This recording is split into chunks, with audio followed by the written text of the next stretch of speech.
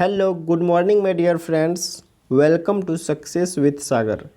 Friends, आज है 29 अगस्त 2020 और आज इस वीडियो में डिस्कस करेंगे 29 अगस्त 2020 का इम्पोर्टेंट करेंट अफेयर्स को।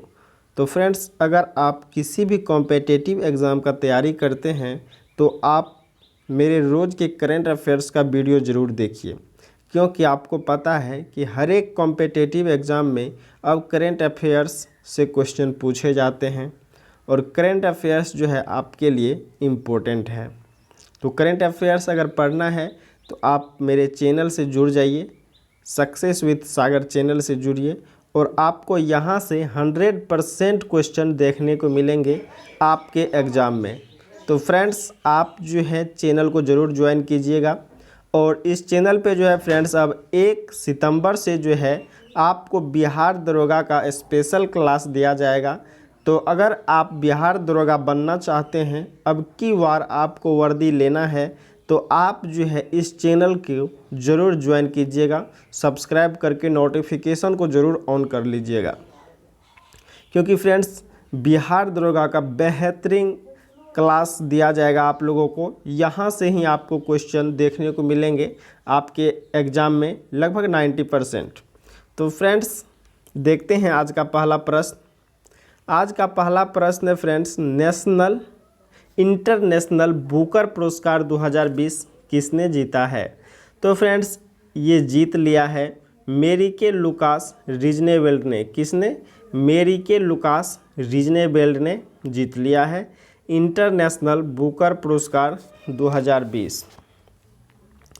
यही है फ्रेंड्स मेरिके लुकास रिजनेवेल्ड का फ़ोटो, यही है फ्रेंड्स, देख सकते हैं आप यहाँ। और ये जो है फ्रेंड्स एक डच की लेखिका है। इन्हें वर्ष 2020 का इंटरनेशनल बुकर पुरस्कार दिया जाएगा। इनका एक पुस्तक है फ्रेंड्स, यहाँ देख सकते हैं, पुस्तक का नाम है द डिस्कम्फर्ट ऑफ इवनिंग। इन्हीं का पुस्तक है, एक उपन्यास है द डिस्कम्फर्ट ऑफ इवनिंग। इन्हीं पुस्तक के लिए जो है फ्रेंड्स, इसी उपन्यास के लिए इन्हें इंटरनेशनल बुकर पुरस्कार 2020 दिया जाएगा। और एक बात यहाँ इम्पोर्टेंट है फ्रेंड्स कि इंटरनेशनल बुकर पुरस्कार जीतने वाली यह सबसे कम उम्र की लेखिका भी बन गई है। तो आपको जानना है कि इसका उम्र भी कितना है। तो फ्रेंड्स, इसका उम्र जो है 29 ईयर है। कितना? 29 ईयर की है मेरिके लुकास रिजनेवेल्ड, और इन्होंने सबसे कम उम्र में जो है यह इंटरनेशनल बुकर पुरस्कार अपने नाम किया है। किस पुस्तक के लिए? तो द डिस्कम्फर्ट ऑफ इवनिंग। आपको पुस्तक का नाम ज़रूर याद रखना है फ्रेंड्स। तो उम्मीद है कि आप अच्छे से समझ गए होंगे। चलते हैं अब नेक्स्ट क्वेश्चन पे। नेक्स्ट क्वेश्चन है, हाल ही में ब्रिक्स उद्योग मंत्रियों की कौन सी बैठक वर्चुअली आयोजित की गई? तो फ्रेंड्स, अभी जो है ब्रिक्स उद्योग मंत्रियों की जो है वर्चुअली बैठक आयोजित की गई। यह 5वां संस्करण था, इसका 5वां बार जो है 5th एडिशन, जो 5वां बार इसका बैठक किया गया है ब्रिक्स उद्योग मंत्रियों का।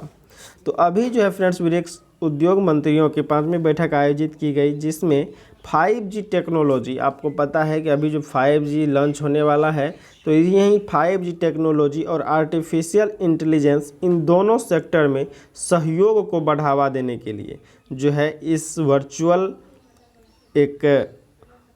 बैठक का जो है आयोजन किया गया था। इसमें जो है अपने देश भारत के तरफ से केंद्रीय वाणिज्य एवं उद्योग राज्य मंत्री सोम प्रकाश जी हैं। कौन है? सोम प्रकाश जी। इन्होंने भारत की तरफ से भारत को रिप्रेजेंट किया था। तो आपको याद रखना है। उम्मीद है आप क्वेश्चन को और आंसर को समझ रहे होंगे। आपको ज़्यादा याद करने की ज़रूरत नहीं पड़ेगी। आप अगर वीडियो को 1 से 2 बार अच्छे से देख लेते हैं तो आपको फिर भूलने का चांस नहीं है। अगर आपके एग्ज़ाम में ऐसा क्वेश्चन मिलेगा तो आप पक्का वहाँ सही करके आओगे। क्वेश्चन है, हाल ही में शिंजो आबे ने प्रधानमंत्री पद से इस्तीफा दे दिया है। किसने? शिंजो आबे ने। तो वह किस देश के प्रधानमंत्री थे? यानी किस देश के प्रधानमंत्री थे शिंजो आबे, और इन्होंने अपने पद से इस्तीफा दे दिया है? तो इसका जो सही जवाब है फ्रेंड्स, जापान। जापान के प्रधानमंत्री हैं शिंजो आबे, इन्होंने अपने पद से इस्तीफ़ा दे दिया है। प्रधानमंत्री के पद पर जो है फ्रेंड्स, यह इसका जो है चौथा कार्यकाल था इसका, शिंजो आबे का प्रधानमंत्री के पद पर। इनकी हेल्थ कंडीशन ठीक नहीं होने के कारण जो है ये डिसीजन नहीं ले पा रहे थे, जिसके कारण इन्होंने इस्तीफ़ा दे दिया है। इस्तीफ़ा तो दे दिया है, लेकिन अभी ये बने रहेंगे प्रधानमंत्री के पद पर। इनका इस्तीफ़ा जो है स्वीकार नहीं किया गया है, जब तक कि इनके पार्टी की तरफ से कोई दूसरा उम्मीदवार इसके जगह पर नहीं लाया जाए। तो अभी जो है शिंजो आबे ही हैं, लेकिन इन्होंने इस्तीफ़ा दे दिया है। तो यह जापान के हैं फ्रेंड्स प्रधानमंत्री। तो जापान का कैपिटल कहाँ है फ्रेंड्स? तो जापान का कैपिटल है मॉस्को। कहाँ है? मॉस्को। और जापान का जो है फ्रेंड्स मुद्रा क्या है? वह है, जापान का जो है जापान का राजधानी जो है फ्रेंड्स टोक्यो है। जापान का राजधानी टोक्यो है। और मुद्रा जो है फ्रेंड्स येन है। मुद्रा क्या है? यो से याद आया फ्रेंड्स, येन, मैंने मॉस्को लिख दिया, टोक्यो है जापान की राजधानी और येन जो है मुद्रा है। और एक बात यहाँ से इम्पोर्टेंट है फ्रेंड्स कि जापान का जो है संसद का नाम काफ़ी बार पूछ लिया जाता है। तो जापान के संसद का नाम है फ्रेंड्स डायट। क्या है? डायट। चलिए, आपको याद रखना है। नेक्स्ट क्वेश्चन है, हाल ही में किस राज्य ने इंडियन एक्सप्रेस टेक्नोलॉजी सभा अवार्ड 2020 जीता है? तो फ्रेंड्स ये जीत लिया है तेलंगाना सरकार, तेलंगाना ने जीत लिया है इंडियन एक्सप्रेस टेक्नोलॉजी सभा अवार्ड 2020। तो तेलंगाना का कैपिटल जो कहाँ है? तो वह है फ्रेंड्स कहाँ? हैदराबाद। और तेलंगाना के चीफ मिनिस्टर हैं के चंद्रशेखर राव और गवर्नर हैं तमिलिसाई सौंदरराजन। चलिए, याद रखना है आपको, हर एक राज्य के चीफ मिनिस्टर, गवर्नर और कैपिटल जरूर आपको याद रखना है। और कुछ इम्पोर्टेंट बातें। क्वेश्चन है, हाल ही में किस प्रसिद्ध टेनिस खिलाड़ी ने संन्यास लेने की घोषणा की है? तो फ्रेंड्स ये जो है बॉब ब्रायन और माइक ब्रायन जो है यह एक प्रसिद्ध टेनिस खिलाड़ी हैं। इन्होंने अभी जो है टेनिस से जो है संन्यास लेने की घोषणा कर दी है, आपको याद रखना है। नेक्स्ट क्वेश्चन है, national security challenges young scholars perspective नामक पुस्तक का विमोचन किसने किया है? तो फ्रेंड्स ये कर लिए हैं मनोज मुकुंद नरवणे के द्वारा। मनोज मुकुंद नरवणे के द्वारा जो है national security challenges young scholars perspective नामक पुस्तक का विमोचन किया गया है। ये मनोज मुकुंद नरवणे जो है फ्रेंड्स प्रेजेंट टाइम पे हमारे थल सेना प्रमुख हैं और इन्होंने ही राष्ट्र की सुरक्षा पर लिखे गए इस पुस्तक का विमोचन किया है। पुस्तक का नाम आपको याद रखना है, national security challenges young scholars perspective. Next question देखते हैं, हाल ही में T20 में 500 विकेट लेने वाले पहले गेंदबाज कौन बने हैं?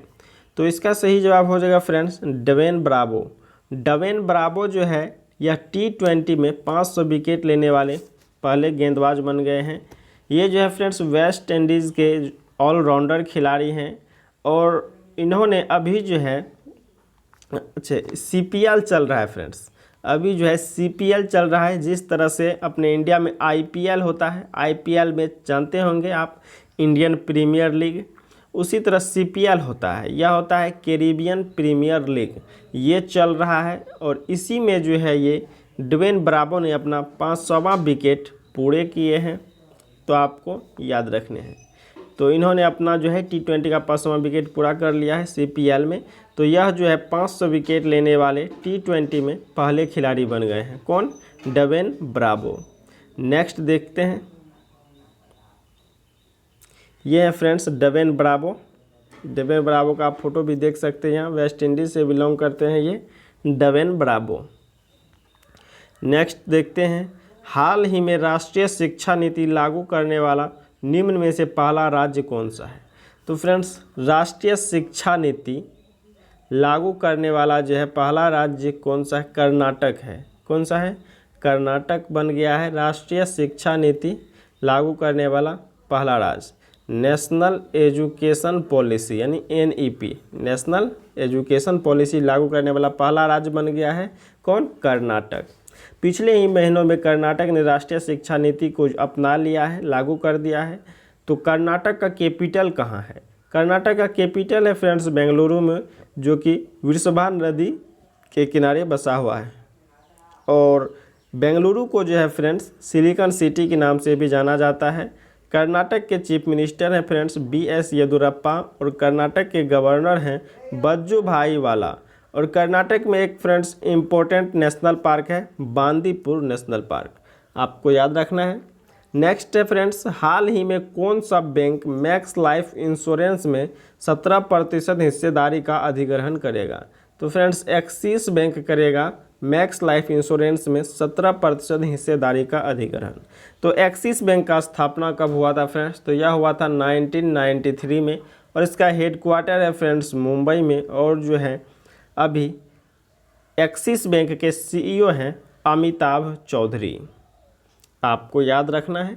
नेक्स्ट क्वेश्चन है, भारत के किस राज्य में एक हस्तशिल्प उत्पादन केंद्र का उद्घाटन किया जा रहा है? तो फ्रेंड्स यह किया जा रहा है असम में। कहाँ पर? असम में। असम में कहाँ? असम के गुवाहाटी में जो है फ्रेंड्स अभी एक हस्तशिल्प उत्पादन केंद्र का उद्घाटन किया जा रहा है, आपको याद रखना है। असम का कैपिटल है फ्रेंड्स दिसपुर और चीफ मिनिस्टर है सर्बानंद सोनोवाल, गवर्नर हैं जगदीश मुखी। और असम का इम्पोर्टेंट नेशनल पार्क है काजीरंगा नेशनल पार्क, जो कि एक सींग वाले गेंडे के लिए प्रसिद्ध है। नेक्स्ट है फ्रेंड्स लास्ट डे क्वेश्चन, इसका जवाब आप लोगों को कमेंट में देना था और आप सभी लोगों ने लगभग इसका जवाब दिया है और सही जवाब दिया है, तो मैं कुछ का नाम भी लूँगा। क्वेश्चन है, हाल ही में दिल्ली अल्पसंख्यक आयोग के नए चेयरमैन कौन बने हैं? तो फ्रेंड्स अभी जो है दिल्ली अल्पसंख्यक आयोग के नए चेयरमैन बने हैं जाकिर खान। कौन बन गए हैं? जाकिर खान। इन्होंने स्थान लिया है जफरुल इस्लाम का। किसका? जफरुल इस्लाम का स्थान लिया है। और जाकिर हुसैन की नियुक्ति जो फ्रेंड्स अगले 3 वर्षों के लिए की गई है। और देखिए राष्ट्रीय अल्पसंख्यक आयोग का स्थापना जो हुआ था फ्रेंड्स वह हुआ था 1992 में। चलिए याद रखना है आपको। और इसका जो सही जवाब दिए हैं फ्रेंड्स मेरे फ्रेंड्स गणेश कुमार, अभिमन्यु कुमार, दिलखुश कुमार, राजा कुमार, पल्लवी प्रिया, प्रेम, लालू कुमार, आप लोगों को बहुत बहुत धन्यवाद। चलिए नेक्स्ट चलते हैं, क्वेश्चन ऑफ द डे। इसका जवाब आप इस वीडियो के कमेंट बॉक्स में दीजिए, तो आपका नाम मैं कल के वीडियो के लास्ट में भी लूँगा। क्वेश्चन है फ्रेंड्स, 200 अरब अमेरिकी डॉलर की संपत्ति का आंकड़ा छूने वाले दुनिया के पहले व्यक्ति कौन बने हैं? ऑप्शन है Jeff Bezos, Mukesh Ambani, Bill Gates या इनमें से कोई नहीं। तो फ्रेंड्स आप इसका जवाब कमेंट बॉक्स में दीजिए। फ्रेंड्स आज के लिए इतना है फ्रेंड्स। अगर आप चैनल पर नए हो तो चैनल को सब्सक्राइब कर लो और नोटिफिकेशन को ऑन करना मत भूलो, क्योंकि इस चैनल पे जो है आपको सफलता का मंत्र दिया जाता है और सफलता के मंत्र से ही आप सफल होगे। तो ठीक है फ्रेंड्स, जय हिंद।